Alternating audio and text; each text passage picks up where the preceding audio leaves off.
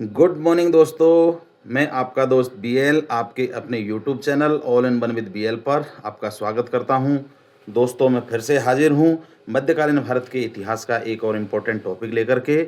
और मध्यकालीन भारत का आज का इम्पोर्टेंट जो टॉपिक है वो है धार्मिक आंदोलन। और धार्मिक आंदोलन के अंतर्गत हम सूफी आंदोलन और भक्ति आंदोलन के बारे में जानेंगे। तो बने रहिए मेरे साथ में और शुरू करते हैं हम आज का टॉपिक मध्यकालीन भारत का धार्मिक आंदोलन। तो देख लेते हैं आज की मोटिवेशनल लाइन। और मोटिवेशनल लाइन में है, राह संघर्ष की जो चलता है वो ही संसार को बदलता है। जिसने रातों से जंग जीती है सुबह सूर्य बन के वही चमकता है। जी हाँ दोस्तों, बिल्कुल रातों से लड़ाई करनी पड़ेगी, रातों में जाग करके तैयारी करनी पड़ेगी, सफलता तभी संभव है। दोस्तों ये आपका चैनल है, चैनल को सब्सक्राइब कर लीजिए और वीडियो को लाइक करके शेयर ज़रूर कर दीजिए। रिक्वेस्ट है आपसे कि इसमें इम्पोर्टेंट टॉपिक कवर करते हैं, तो आप चैनल को सब्सक्राइब ज़रूर कर लें। अब शुरू करते हैं हमारा आज का टॉपिक। और आज का टॉपिक है हमारा धार्मिक आंदोलन। और धार्मिक आंदोलन में प्रथम हम देखते हैं सूफी आंदोलन। सूफी आंदोलन की शुरुआत कैसे हुई और उसमें कौन कौन से सूफी संत हुए जिन्होंने इसको आगे बढ़ाने में कार्य किया। तो सूफी इस्लाम के भीतर ही एक सुधारवादी आंदोलन था। जो इस्लाम धर्म था उसी के अंदर एक सुधारवादी आंदोलन के रूप में ईरान से शुरू हुआ था ये। और सूफी शब्द का अर्थ होता है पवित्रता, मतलब जो इस्लाम जो धर्म था उसी में कुछ कमियां थी, उनको सुधार के लिए ये सूफी आंदोलन हुआ और ये ईरान से शुरू हुआ था। और जो सूफी शब्द है उसका मतलब ही पवित्रता होती है। महिला रहस्यवादी राबिया और मंसूर बिन हल्लाज जैसे प्रारंभिक सूफियों ने ईश्वर और व्यक्ति के बीच प्रेम संबंध का बहुत अधिक बल दिया था। तो ये सूफी आंदोलन के अंदर या सूफी मत के अनुसार ईश्वर और व्यक्ति के बीच में प्रेम संबंध पर अत्यधिक बल दिया गया था। जो लोग सूफी संतों से शिष्यता ग्रहण करते थे उन्हें मुरीद कहा जाता था, मतलब जो सूफी मत को मानने वाले थे उनको मुरीद कहा जाता था। सूफी जिन आश्रमों में निवास करते थे उन्हें खानकाहा या मठ कहा जाता था। मतलब सूफी मत को मानने वाले लोग जहाँ पर रहते थे जिन आश्रमों में उनको खानकाहा या मठ कहा जाता था। सूफी धर्म संघ बासरा, बासरा मतलब इस्लामी सिद्धांत के समर्थक, और बेसरा, बेसरा मतलब इस्लामी सिद्धांत से मुक्त, ये दो भागों में विभाजित था। तो मतलब सूफी जो धर्म संघ था वो दो भागों में विभाजित था। एक बासरा, बासरा जो मत था वो इस्लामी सिद्धांत का समर्थन करते थे, और एक बेसरा जो मत था वो इस्लामी सिद्धांत से मुक्त था, मतलब इस्लामी सिद्धांतों को नहीं मानता था। भारत में सर्वप्रथम सूफी शेख इस्माइल गजनबी 1000 से 1030 ईस्वी में ये भारत में रहा था। और ये लाहौर में आया था पहले प्रथम बार। और चिश्ती सिलसिले के संस्थापक ख्वाजा मोइनुद्दीन चिश्ती थे, जो 1192 ईस्वी में मोहम्मद गोरी के साथ में भारत आए थे। और चिश्ती सिलसिले का मुख्य केंद्र जो बनाया था इन्होंने अजमेर को बनाया था। अब जो सूफी आंदोलन हुआ तो इसमें कुछ सिलसिले चले, कुछ मतलब व्यवस्थाएं हुई, कुछ स्थापना हुई, कुछ परंपरा शुरू हुई। तो उनके बारे में देख लेते हैं। तो जो सूफी सिलसिले थे उनमें चिश्ती परंपरा जो थी, चिश्ती परंपरा वो उसके चिश्ती परंपरा के जो संस्थापक थे वो ख्वाजा मोइनुद्दीन चिश्ती थे। और ख्वाजा मोइनुद्दीन चिश्ती और इस जो चिश्ती परंपरा का जो प्रभाव क्षेत्र था वो भारतीय उपमहाद्वीपीय इलाके में चिश्ती परंपरा की शुरुआत हुई थी। एक परंपरा थी सोहरावर्दी परंपरा, और इसके संस्थापक जो थे हजरत हजरत बहाउद्दीन जकारिया थे। और इसका जो प्रभाव क्षेत्र था वो था सिंध और मुल्तान। एक कादरी परंपरा थी, और कादरी परंपरा के जो संस्थापक थे वो थे शेख अब्दुल कादिर अल जिलानी। और इसका जो प्रभाव क्षेत्र था वो मुल्तान और पंजाब था।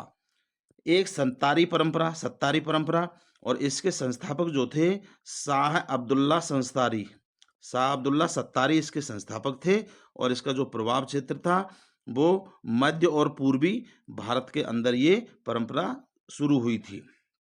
एक नक्शबंदी परंपरा थी, और इसके जो संस्थापक थे वो ख्वाजा बाकी बिल्ला थे, और इसका प्रभाव जो क्षेत्र था वो पंजाब और दिल्ली था। मतलब पंजाब और दिल्ली में ये नक्सलवादी परंपरा प्रथम स्टार्ट हुई थी।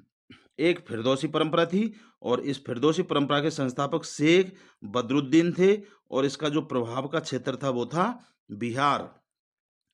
एक कुब्रबिया परंपरा सूफी मत में चली थी, और इसके संस्थापक जो थे वो अमीर सैयद अली हमदानी थे, और इनका प्रभाव क्षेत्र कश्मीर था, जो कश्मीर के अंदर ये कुब्रिया परंपरा चली थी। एक कलंदरी परंपरा थी, और इसके जो संस्थापक थे वो शेख अबूकर लूसी इसके संस्थापक थे, और इसका जो प्रभाव क्षेत्र था वो दिल्ली और पंजाब में था। तो ये मतलब सूफी धर्म के अंतर्गत कुछ परंपराएं पनपी सूफी आंदोलन में। तो ये परंपराएं थी और इनके संस्थापक, और ये किस किस क्षेत्र में इन्होंने प्रभाव शुरू किया वो आपने देखा अभी। अब जो सूफी आंदोलन हुआ तो इसके कुछ संत थे, और वो संत कौन कौन थे उनके बारे में जान लेते हैं। तो प्रमुख चिश्ती संप्रदाय के संत कौन कौन से थे? तो अबू अब्दाल एक चिश्ती एक संत थे इसमें, और ये भारत में मतलब भारत के बाहर चिश्ती संप्रदाय के संस्थापक थे। एक शेख हारून थे, जो मोइनुद्दीन चिश्ती जो थे, जो उनके गुरु थे। मोइनुद्दीन चिश्ती के गुरु थे शेख हारून। मोइनुद्दीन चिश्ती जो भारत में चिश्ती संप्रदाय के संस्थापक ये रहे थे। मेन भारत में जो चिश्ती संप्रदाय के संस्थापक जो थे वो मोइनुद्दीन चिश्ती थे। एक बख्तियार काकी हुए थे, जो मोइनुद्दीन चिश्ती के शिष्य थे, और एक बाबा फरीद के नाम से थे, जो बख्तियार काकी के शिष्य थे, और निजामुद्दीन औलिया जो बाबा फरीद के शिष्य थे। तो मतलब बाबा फरीद के शिष्य थे, तो निजामुद्दीन औलिया के गुरु बाबा फरीद हो गए, बाबा फरीद के गुरु बख्तियार काकी हो गए। तो इस तरह से एक दूसरे के गुरु और शिष्य थे। लेकिन मुख्य रूप से जो चिश्ती संप्रदाय या चिश्ती परंपरा की जो शुरुआत की थी भारत के अंदर वो थे मोइनुद्दीन चिश्ती। अब ये सूफी आंदोलन के बारे में हमने देखा। अब देख लेते हैं कि भारत में भक्ति आंदोलन में क्या क्या हुआ था। तो भक्ति आंदोलन जो है तुर्क आगमन से, जब तुर्की भारत में आए थे तब से, उसके पूर्व से भक्ति आंदोलन शुरू हुआ, और अकबर का काल मतलब लगभग 16वीं शताब्दी तक ये आंदोलन भक्ति आंदोलन चला था। भक्ति आंदोलन में मानव और ईश्वर के मध्य रहस्यवादी संबंधों को स्थापित करने पर जोर दिया था। मतलब ये जो भक्ति आंदोलन था वो जब भारत में तुर्क आए थे, तुर्कों ने आक्रमण किया था, उससे पूर्व से शुरू हुआ था, और अकबर के समय तक 15वीं 16वीं सदी तक ये चल रहा था। और इस आंदोलन में मानव और ईश्वर के मध्य में जो रहस्यवादी संबंध है उनको स्थापित करने के लिए ज़्यादा जोर दिया गया था। मध्यकाल में भक्ति आंदोलन के कारण निम्नलिखित है। मतलब जो मध्यकालीन भारत का हम इतिहास पढ़ रहे हैं, और ये मध्यकाल में जो भक्ति आंदोलन हुआ था उसके क्या कारण रहे थे। तो कारण थे कि हिंदू धर्म की बुराइयां, कुछ ऐसी बुराइयां थी हिंदू धर्म के अंदर जिसके कारण से ये भक्ति आंदोलन शुरू हुआ था। दूसरा, हिंदू मुस्लिम समन्वय मतलब कुछ राजा ऐसे हुए थे जो हिंदू और मुसलमानों को लगभग समानांतर समझने लगे थे। जैसे अकबर के काल में देख लीजिए, अकबर ने ही जजिया कर हटाया, तो और वो हिंदुओं के मंदिरों में उनको मतलब अपनी भक्ति करने का अधिकार दिया। तो ऐसे कई राजा हुए थे जिन्होंने हिंदू मुस्लिम समन्वय किया। इस वजह से भी ये भी एक कारण रहता भक्ति आंदोलन का। भक्ति संत तथा सूफी संतों के प्रचार, मतलब जो भक्ति और सूफी संत थे, मतलब इनमें जो संत, अभी हमने सूफी आंदोलन पढ़ा, और ये भक्ति आंदोलन में जो संत रहे थे, सूफी आंदोलन और भक्ति आंदोलन के जो संत थे उन्होंने प्रचार किया। इस वजह से भी ये भक्ति आंदोलन हुआ था। अब भक्ति आंदोलन जो था वो दो शाखाएं इसकी बन गई थी भक्ति आंदोलन की। तो दो शाखाएं कौन सी बन गई थी? एक तो निर्गुण शाखा थी। निर्गुण धारा के संत निराकार प्रभु में आस्था रखते थे तथा व्यक्तिक साधना और तपस्या पर बल देते थे, जैसे कबीर और नानक हमारे देश के अंदर हुए थे। जैसे निर्गुण धारा में मूर्ति पूजा या किसी भी प्रतिमा को मतलब उसमें विश्वास नहीं था, निराकार। ये मानते हैं कि हाँ, ईश्वर है, लेकिन उसका कोई आकार नहीं है और सिर्फ़ उसका नाम जपना और उसकी भक्ति करने पर इन्होंने जोर दिया था। और इनके जो संत प्रमुख हुए थे, वो कबीर और नानक हमारे देश के अंदर हुए। और दूसरा जो शाखा थी भक्ति आंदोलन की, वो थी सगुण शाखा। तो सगुण शाखा में संतों ने मूर्ति पूजा, अवतारवाद, कीर्तन आदि का प्रचार किया।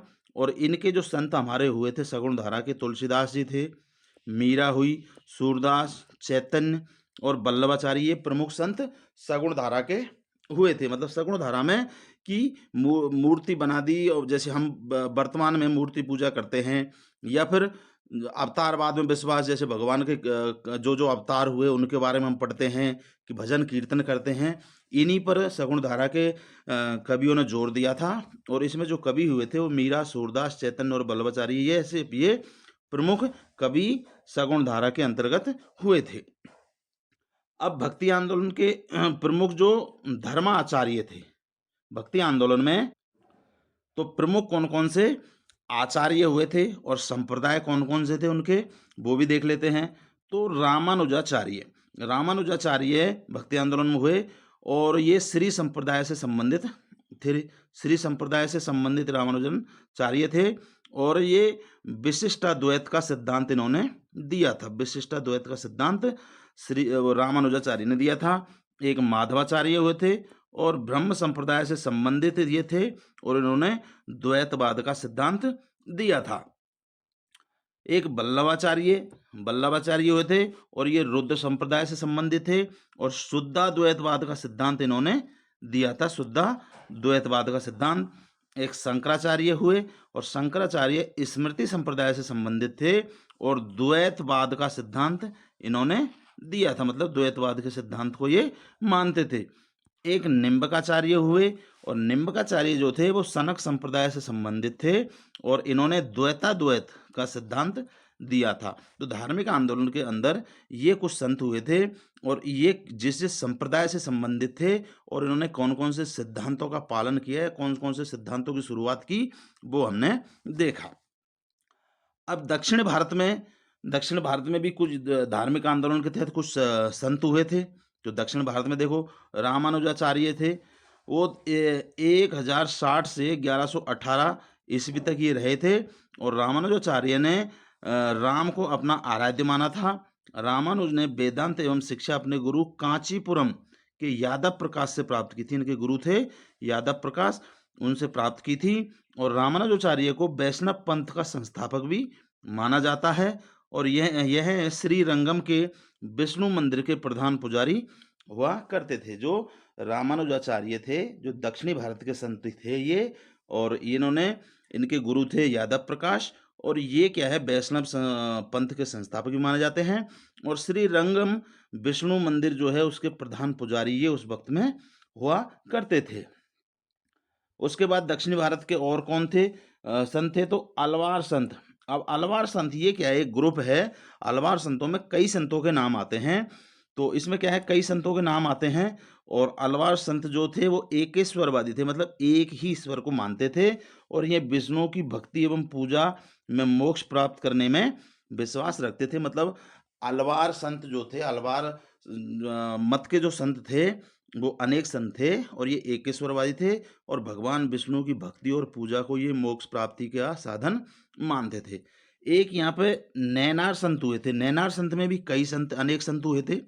नैनार संतों में अनेक संत हुए थे और अनेक संतों में नैनार संत जो थे वो शिव भक्त थे और इनकी संख्या 63 बताई जाती है नैनार संघों की। और नैनारों के भक्ति गीतों को देवाराम नामक संकलन में संकलित किया गया था। भक्ति का उल्लेख श्वेतांबर उपनिषद में मिलता है। मतलब जो नैनार संत थे उसमें ये 63 संत बताए जाते हैं और इनके जो भक्ति गीत थे उनको देवाराम नामक एक संकलन, मतलब एक पुस्तक है मान लीजिए उसको, उसमें संकलित किया गया है और इनका जो भक्ति का उल्लेख है वो श्वेतांबर उपनिषद के अंदर मिलता है। किसका मिलता है? नैनार संतों का। शंकराचार्य, अब शंकराचार्य भी अनेक हुए हैं। तो शंकराचार्य का जन्म केरल, शंकराचार्य जो थे उस वक्त के, उनका उनका जन्म क्या है, केरल के अलवर नदी के तट पर कलादी गांव है, वो 781 ईस्वी में इनका जन्म हुआ था। और शंकराचार्य ने द्वैतवाद और नव ब्राह्मण धर्म की स्थापना की। इन्होंने जगत को मिथ्या और ईश्वर को सत्य माना, और इन्होंने ब्रह्म की प्राप्ति के लिए ज्ञान मार्ग पर बल दिया। इनकी प्रमुख जो रचनाएं थी वो थी महासूत्र भाष्य, गीता भाष्य, उपदेश, साहसी, मारिसा पच्चम। तो जो शंकराचार्य थे वो केरल में इनका जन्म हुआ था 781 में, और इन्होंने द्वैतवाद और नव ब्राह्मण धर्म का मतलब स्थापना की थी। और इन्होंने सिर्फ बाकी सब झूठा माना, मिथ्या माना, सिर्फ ईश्वर को सत्य माना था। और इन्होंने कुछ रचनाएं लिखी थी, उनमें से महासूत्र भाष्य, गीता भाष्य, उपदेश, साहसी, मरीषा पच्चम, ये 3 ग्रंथों की रचना शंकराचार्य ने की थी। अब इसके पश्चात माधवाचार्य माधवाचार्य भी दक्षिणी भारत के संत थे। इन्होंने ईश्वर और आत्मा को अलग अलग माना है, मतलब इन्होंने ईश्वर और आत्मा को अलग अलग माना है कि ये एकाकार नहीं है, और मोक्ष प्राप्ति के लिए ईश्वर भक्ति को आवश्यक बताया है। इन्होंने कहा है कि भाई ईश्वर और आत्मा अलग अलग है, और अगर आपको मोक्ष प्राप्त करनी है तो ईश्वर की भक्ति जरूरी है। और इनके नेतृत्व में भक्ति आंदोलन को एक नई दशा मिली थी। और इन्होंने यज्ञ में होने वाली जो पशु बलि है, जो पशु बलि दी जाती थी, उसका भी विरोध किया था। तो माधवाचार्य जो थे, इन्होंने कहा कि भाई ईश्वर और आत्मा अलग अलग है, और आपको अगर मोक्ष प्राप्त करनी है तो ईश्वर की भक्ति जरूरी है। और इन्होंने जो यज्ञों में पशुओं की जो बलि दी जाती थी उसका भी विरोध किया था। एक निम्बार्क थे। तो निम्बार्क संतों के अनुसार आत्मा और ब्रह्मा एक ही वास्तविकता के दो पहलू है। मतलब इन्होंने बताया, निम्बार्क ने, कि आत्मा और ब्रह्मा एक ही बात है, एक ही चीज के दो पहलू है, लेकिन पूरी तरह से एक नहीं है। देखो, इन्होंने वास्तविक मतलब एक ही पहलू, सिक्के के दो पहलू बताए, लेकिन पूरी तरह से एक नहीं है। और इन संतों ने राधा और कृष्ण की भक्ति और पूजा को महत्व दिया था। अब ये दक्षिणी भारत के संत थे। उनके पश्चात में उत्तर भारत में भी कुछ संत हुए थे। अब संतों के नाम अनेक है, लेकिन जो चीज़ इंपॉर्टेंट थी वो हमने कवर की है। तो रामानंद 1360 से 1470 ईस्वी तक ये भारत के अंदर रहे थे, और उन्होंने धर्म प्रचार किया था। इनका जन्म प्रयाग में हुआ। इन्होंने अपने उपदेश संस्कृत की बजाय हिंदी में दिए थे। और रामानंद ने पद्मावती तथा सुरसीर नामक महिलाओं को भी शिष्य बनाया था। मतलब इन्होंने महिलाओं को भी अपना शिष्य बनाया था। रामानंद की शिक्षा के दो संप्रदायों का प्रादुर्भाव हुआ था, वो सगुण और निर्गुण। मतलब सगुण और निर्गुण दो भावनाएं जन्म ली थी रामानंद के संप्रदाय से। दो मतलब ये निर्गुण और सरगुण जो हमने अभी थोड़ी देर पहले पढ़ा था। इसके पश्चात कई संत हुए थे, जैसे धन्ना, पीपा, रविदास, कबीर, पद्मावती, अनेक संत हुए थे इनके अलावा भी। भक्ति संप्रदाय के अन्य संतों में जैसे सूरदास हुए, सूरदास की भी कई रचनाएं हैं। चैतन्य हुए, वल्लभाचार्य हुए, मीराबाई, दादू दयाल, मूलक दास जैसे अनेक संतों ने जन्म लिया और भक्ति आंदोलन में सहयोग दिया था। मतलब उत्तर भारत में भी अनेक संत हुए थे जो भक्ति आंदोलन में उन्होंने सहयोग किया। अब इनके बारे में विस्तृत जानकारी जब हम सिर्फ संतों के बारे में पढ़ेंगे तो उस टाइम पे उन चीज़ों को कवर किया जाएगा।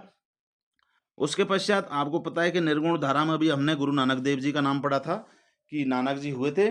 तो उन्होंने सिख संप्रदाय की वो की थी स्थापना। अब सिख संप्रदाय में देख लेते हैं। सिख संप्रदाय में भी अनेक संत हुए थे, मतलब अनेक गुरु हुए थे।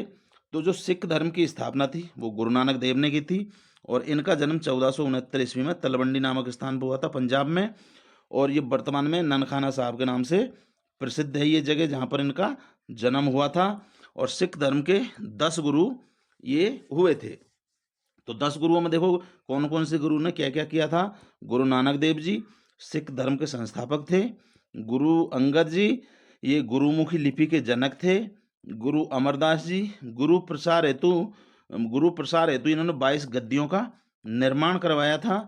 और गुरु रामदास जी अमृतसर के संस्थापक थे, जो अमृतसर है उसके संस्थापक थे। गुरु अर्जन देव राय इन्होंने गुरु ग्रंथ साहिब का संकलन किया। जो सिख धर्म के अंदर मतलब महत्वपूर्ण है ग्रंथ, गुरु ग्रंथ, उसका संकलन किया और स्वर्ण मंदिर का निर्माण करवाया जो अमृतसर में है, और इनको जहांगीर द्वारा फांसी दी गई थी। गुरु हरगोविंद, इन्होंने अकाल तख्त की स्थापना की थी। गुरु हरराय, मुगलों के उत्तराधिकारी के युद्ध में इन्होंने भाग लिया था। गुरु हरिकिशन, इनकी बहुत कम अवस्था में मृत्यु हो गई थी।